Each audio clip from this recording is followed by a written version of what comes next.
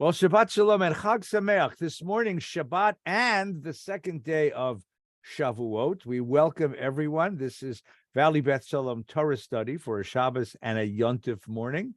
And I'm Rabbi Ed Feinstein, joined together with my dear friend, Rabbi Marc Gellman, who's looking so much better. And we're happy that you're recovering, Marc, and getting stronger.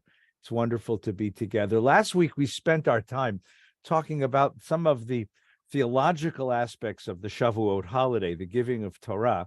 This morning, I thought, because it's the extension of the holiday, the second day that was added for diaspora Jews, it gives us an opportunity to once again delve into that question. And I want to begin with something very personal.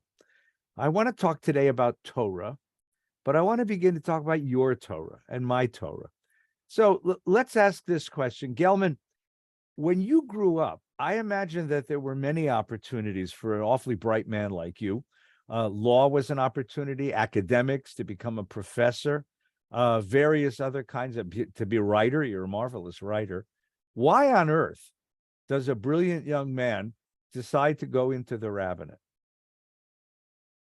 Well, my answer to that is my answer to most things, which is angels got in the way.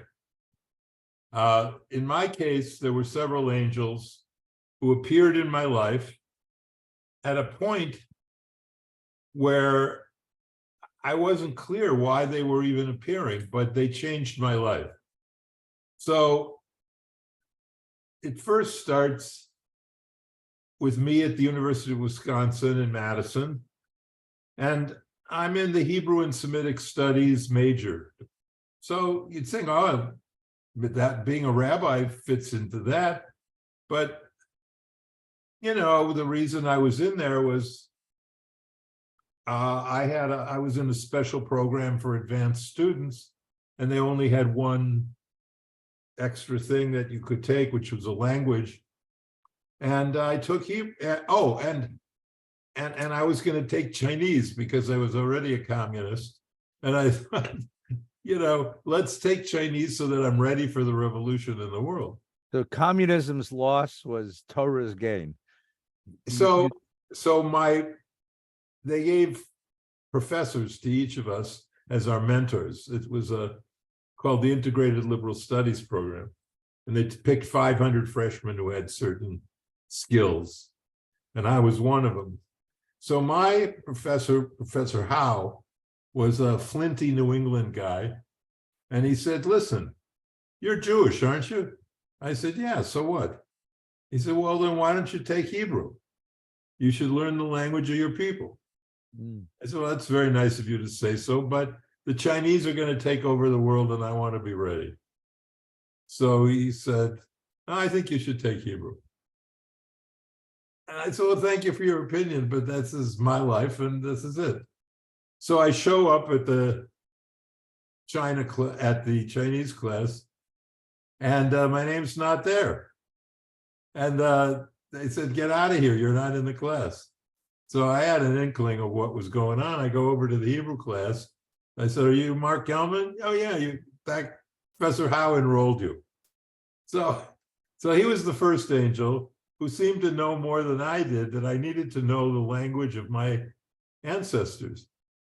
So then I get in the Hebrew program and I go to Israel the summer of my freshman year, and I meet Nelson Glick. He was the second angel. And Nelson, for some reason, was attracted to me, and he took me up to the roof of the Hebrew Union College building. This was 66, the year before the war.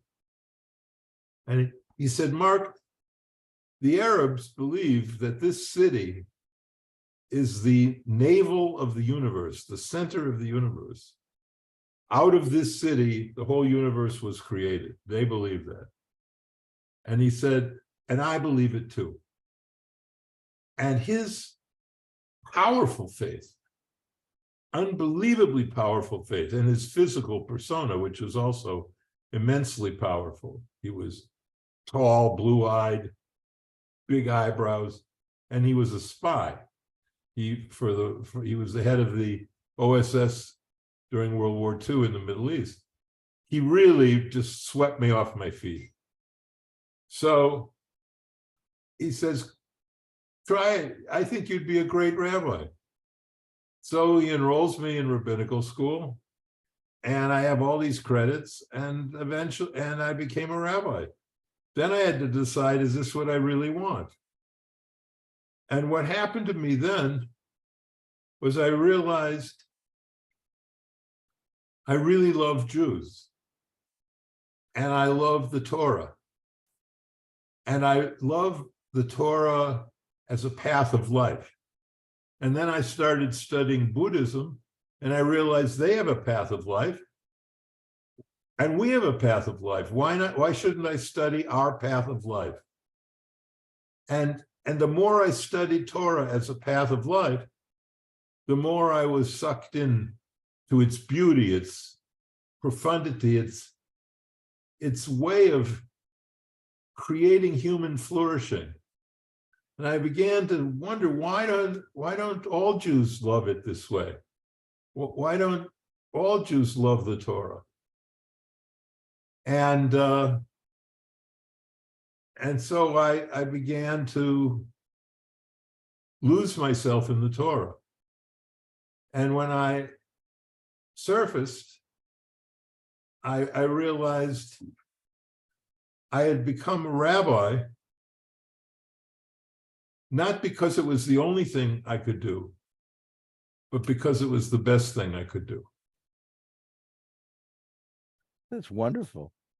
So this is not, by the way, this is not simply an academic question. No.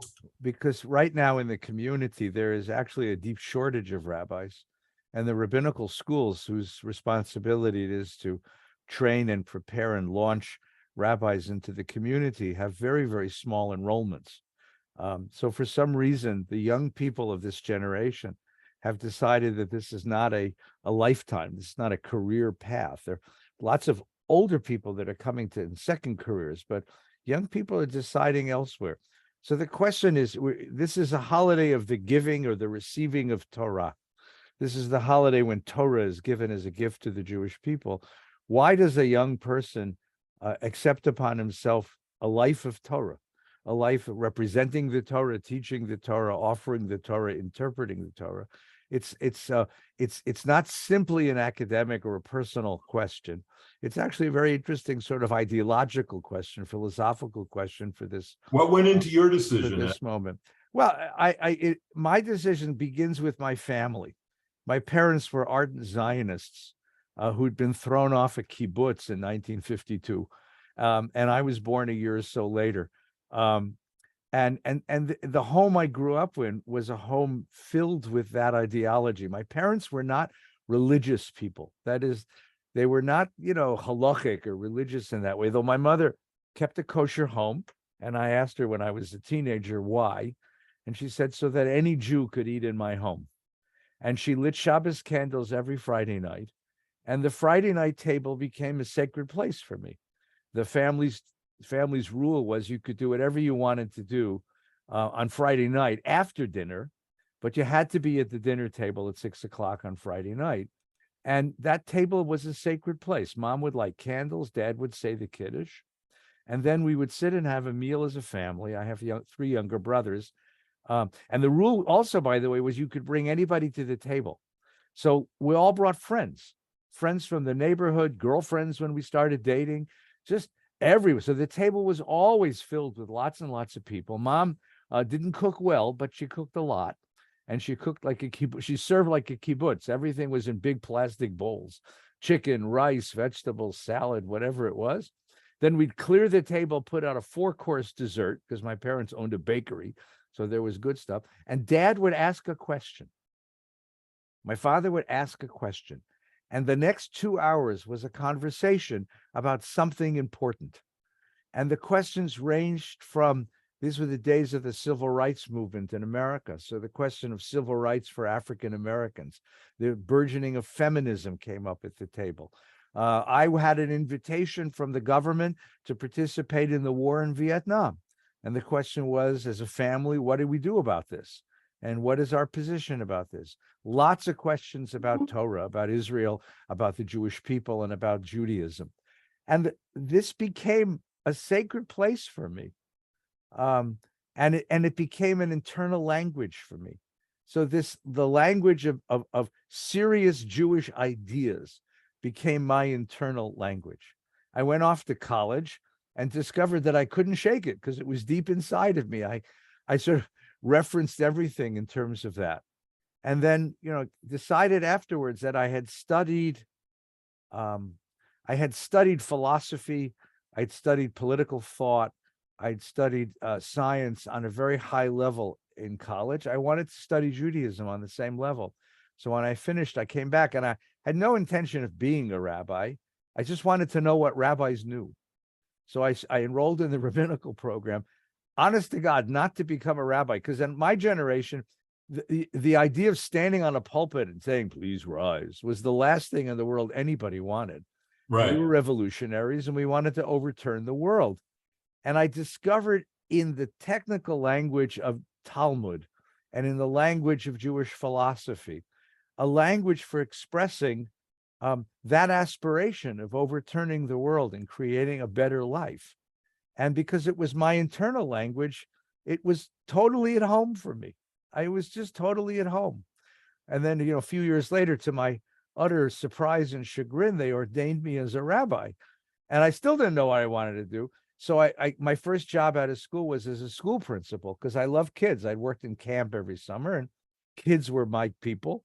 And as long as I could tell stories to kids and teach kids, that's what I wanted to do.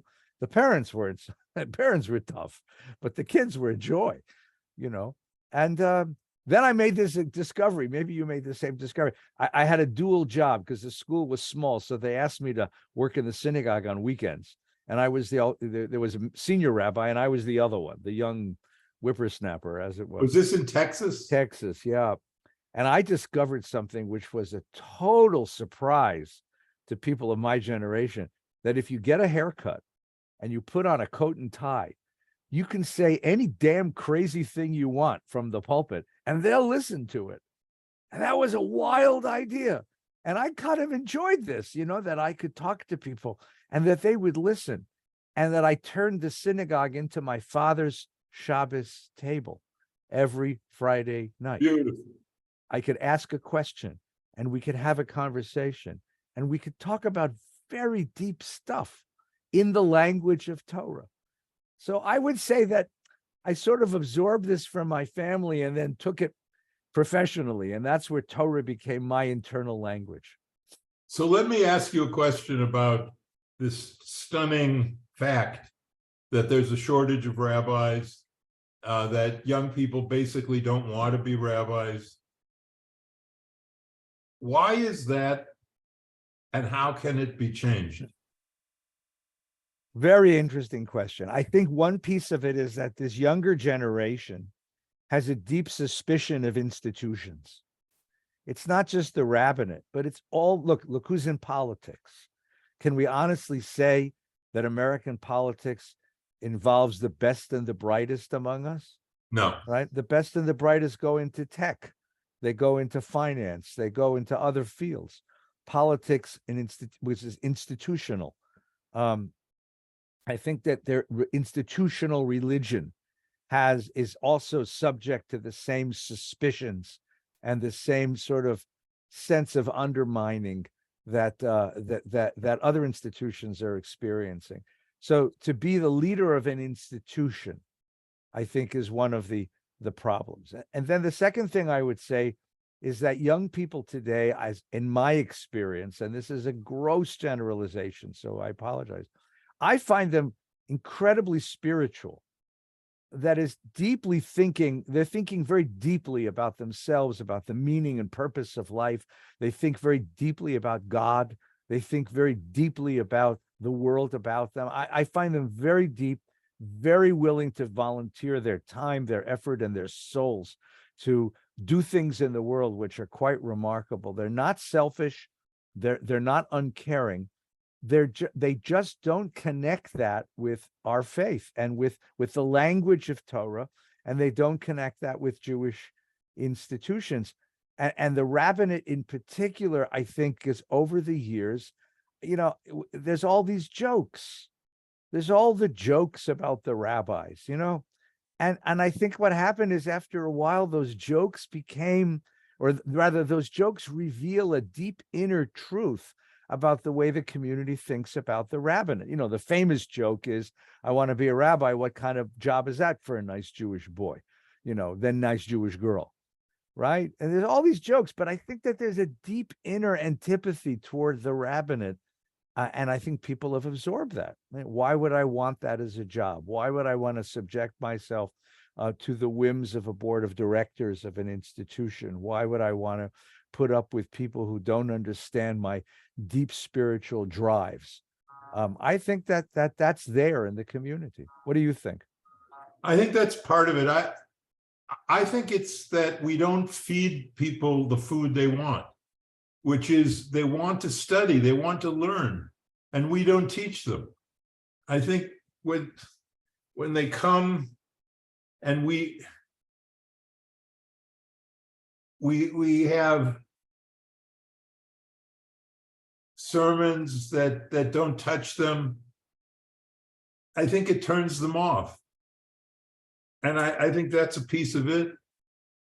That I believe that we have given up one of the great attractions of religious life, which is the hope that comes from believing that death is not the end of us.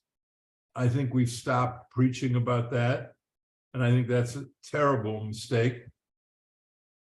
I think the business model, if you will use a phrase from business management, I think the business model of the American synagogue is wrong and misguided. It's, look, give us your kid for 3 years and then you can quit. And I think that model of bar mitzvah mill, bat mitzvah mill, is not something that nurtures kids. And I don't think it's something that establishes lifelong connections. And when you look at rabbis who have done spectacularly well in this, like you, and who have created in Valley Beth Shalom a place where people do connect and do feel lifelong connections, it's because you're an accessible teacher. And to whatever degree I was successful, it was certainly because of that I was willing to teach and to offer to people hope that they weren't able to get in other places. So I think that's a part of it. Plus, it's expensive. Let's just look at a practical concern. It's expensive to belong to a synagogue. And a lot of people can't afford it. And we haven't, I think, done a good enough job of making it accessible to everybody. I know you and I certainly have never turned away anyone who couldn't afford the dues, but I think in some ways, not every synagogue is like that. No. I don't know. Let's put this in a more positive way. Today's the day we're celebrating the giving of Torah. And Torah is accepted by the Jewish people as a gift, as a beautiful, precious, and incredibly precious, infinitely precious gift. Okay? And we're saying that young people, given the opportunity to own this gift, to advocate for it, to expand it and make it precious, that young people are sort of turning to other directions. So for a moment, let's play this more positively. Give me the elevator speech, Marc. A young person comes to you and says, Rabbi Gellman, I learned with you, I've read you, I met you. I'm thinking of becoming a rabbi. I also have my law school applications here. I have a PhD program that will accept me. Why would I want to become a rabbi? Give me an elevator speech. All right. So you face in your life several choices, and they're all fine, but let's look at them honestly. One, all the business choices that you face.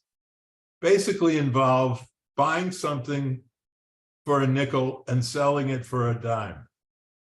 And that's fine, but is that what you want to dedicate your life to? Is there something in you that wants to do noble work with your life? Noble work, work that is selfless, work that isn't 9 to 5, work that you're never sure if you're really succeeding, but you know it's worthy to try. If there is nothing on your plate that's noble, then you should try the rabbinate, because it is noble work. And if you do it, you can change people's lives in a way that will affect generations after them. And they will come to you when you're older and you retire, and they'll say, as a student of mine said recently to me, I never appreciated you enough when I was studying with you, but now I do. And I thank you for what you gave me. Where else can you get that in work? Where else can you get those kinds of rewards? Plus, if there's something that makes sense about the following sentence, how do you want to serve God in your life? If there's anything in that sentence that makes sense to you, you should definitely become a rabbi.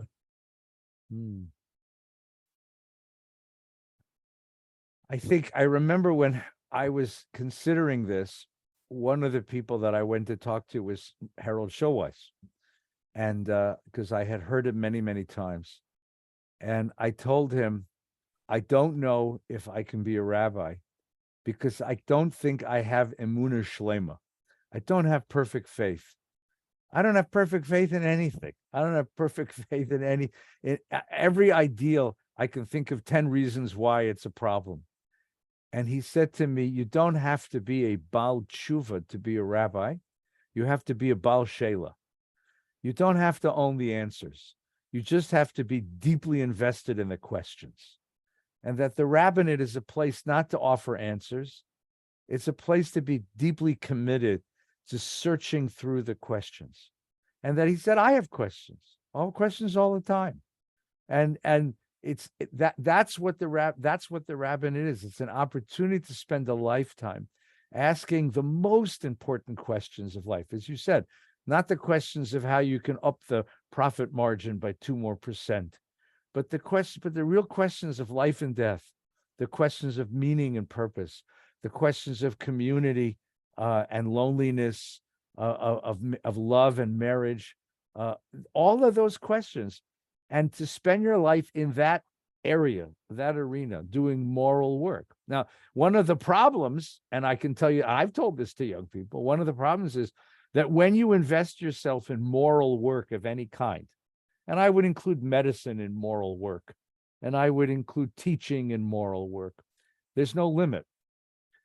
You have an infinite number of tasks and a finite amount of time and energy. There's never a day when you're not going to leave the office at the end of the day feeling, God, I got so much more to do, right? And if you do, by the way, you're not doing the job right. You and I know colleagues who take long vacations and leave the office at 5 o'clock, and I have no idea how anybody does that in this business. Because there's always another phone call to make. There's always someone else in the hospital to go visit. There's always another lesson to learn, a page to learn so you can teach another class.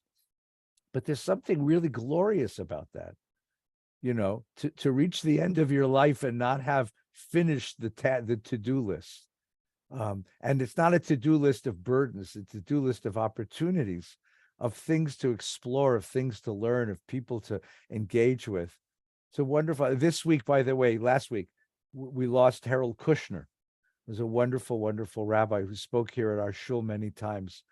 A remarkable man, just an incredibly humble guy for a guy who sold even more books than you and me, and also, but a man who when he retired from his congregation, thanked them for the opportunity of spending a lifetime sharing their special moments, that's what the rabbinate is for. That's what So we talk about the giving of Torah.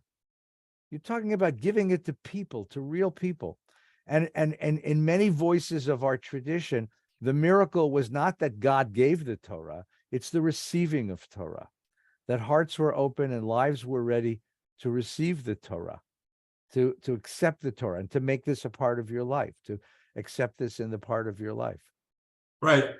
There's a saying in the Talmud, O chavruta, O metuta, give me community or give me death. And I think that's another piece of this. Everyone in their life needs a third place. Your first place is your home. Your second place is your work. And then you need a third place. Every culture has a different way to provide third places. In Ireland, of course, the pub is the third place. For Jews on the Lower East Side, the Schwitz, the steam bath was a third place, or the shul was a third place. And so one of the great things about being a rabbi is that you have the chance to build a third place for people, a place where people can connect on the basis of their love of their tradition and their desire to learn about it, and their desire to gather together to celebrate the cycle of life and time. And that is a wonderful, sacred thing. It's a sacred thing to build a third place. So one of the great things about being a rabbi is you're a third place builder. That is such a wonderful idea. We were in Italy one year visiting Venice, and we out in the neighborhood, looking at churches and looking at parts of the neighborhoods of Venice. And we noticed this remarkable thing. In Venice, the whole city is built around piazzas, plazas. And you have a big piazza, and at one end of the piazza is the church.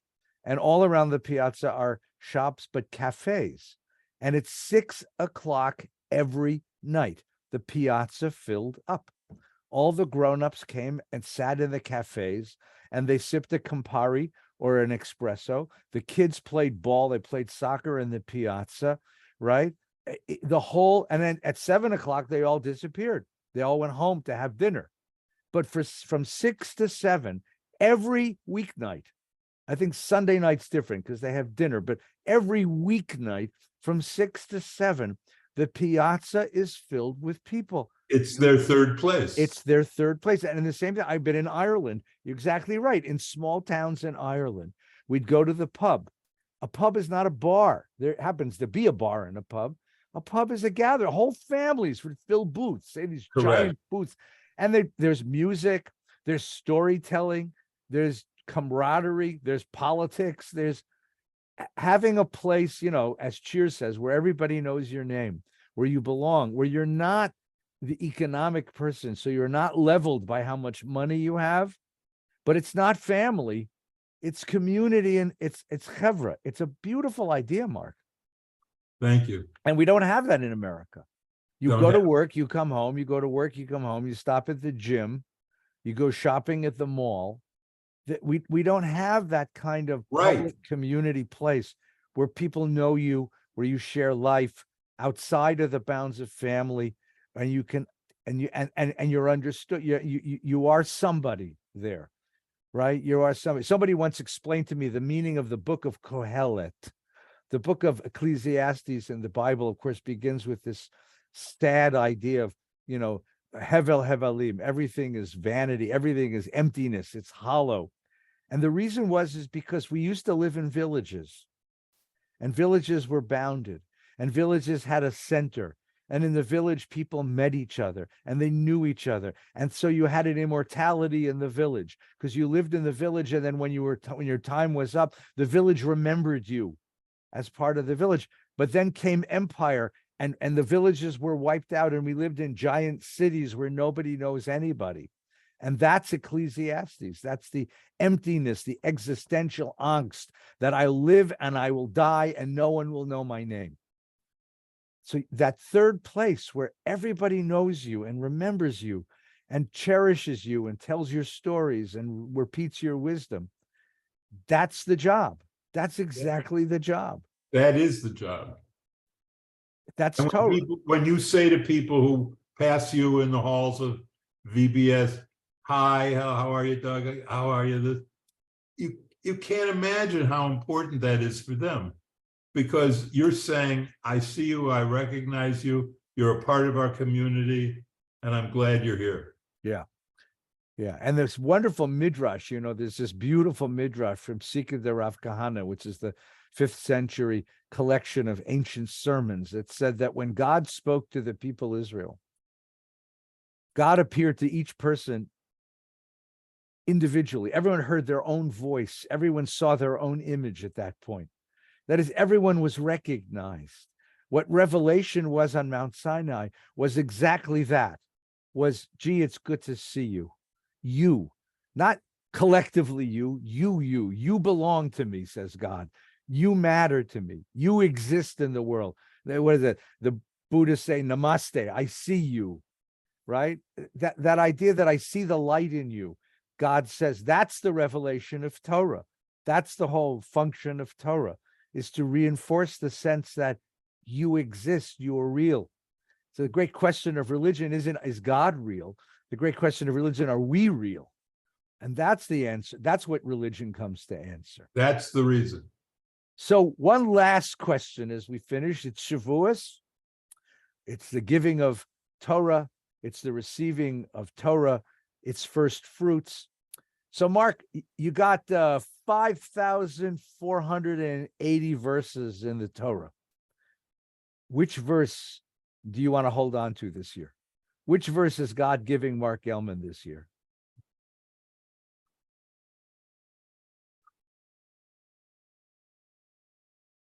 Well, my mantra is Ivdu Adonai b'simcha, serve the Lord in joy. To me, out of the whole tradition, that's the one that I hold closest to my heart. That there's no point in doing any of this unless you can do it joyfully. If you do it as a sense of obligation and duty, and if it's onerous, it doesn't work. You have to be joyous.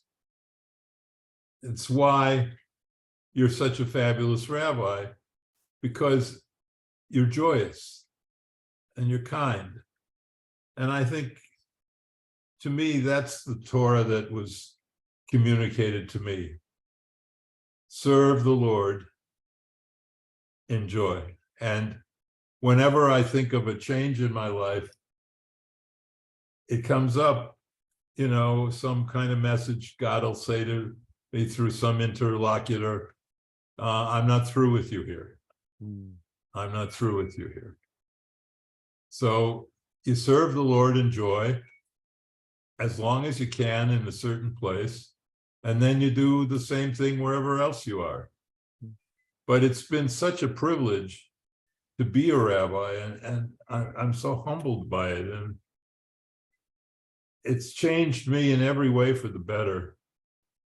And it's given me a chance to produce midrashim that will last after me and that will revive some of our old literary traditions. And it gives me a chance to just say to people that to praise God, hallelujah. I guess that verse probably would work also. Hallelujah, praise the Lord. I think I could live with just hallelujah, not the song, which is good, but the word. Beautiful, thank you. I've been thinking a lot about, there's a line in Shirat Hayam, this is my God, I will worship him. The God of my father, I will revere him. What's wonderful about that is I revere the God of my father, but I have to go out and find my own God. Yeah. I hold on to a tradition. I have a room full of books from people who came before me, whose reflections, whose ideas, whose visions of the world are infinitely precious to me, but I am still obligated to go and find my own. There's a mitzvah at the end of the Torah that says every Jew has to write his own Torah. Right. Well, I think is a marvelous mitzvah, right? And they don't mean sit down and copy out Moses's Torah. That's how certain interpreters take it, but that's not what it means. It means you've got to go find your own deepest religious truth, and you have to advocate for that. And that every generation has to go find its new truth. Every generation has to find its vision that fits its world. Every generation has to look forward to a new vision of light. That's what keeps us growing all the time, is that subversive element of the young coming and saying, well, here's a better way, Pops. Here's a better way to do it. That, in some ways, I'll finish by saying that's the one thing about this lack of rabbis that really hurts. Not just that communities won't have leadership, but that I don't want this generation to go wanting. I don't want this generation not to have the Marc Gellmans to write new midrashim and new stories. I don't want this generation to not have its Harold Schulweis, its great philosopher. I don't want this generation to have Harold Kushner, its great pastor. I'm hoping for the young people who will come and say, you know, we loved your Torah, but we have to do it our way. That's what I'm hoping for. Marc, I wish you a good Shavuos. Go have a blintz. Chag Sameach. And to everyone listening, go have a blintz.